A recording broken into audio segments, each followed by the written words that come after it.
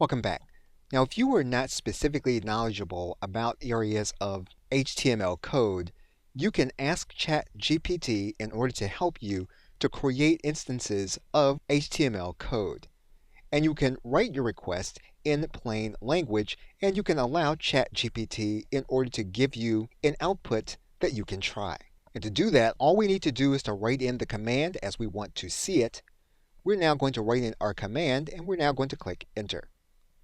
And we're going to allow ChatGPT in order to help us to create this specific command, and we can use it on a specific page for us to use in our business.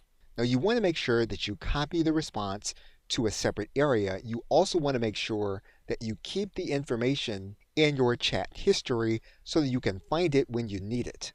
In some cases, you may come back to the interface and you may find that in a period of high usage on ChatGPT that you can't access this, and so you will want to make sure that it is copied to a place where you can access the information if you're not online or if ChatGPT is at capacity. Okay, so with that, thanks, and I will see you in another video.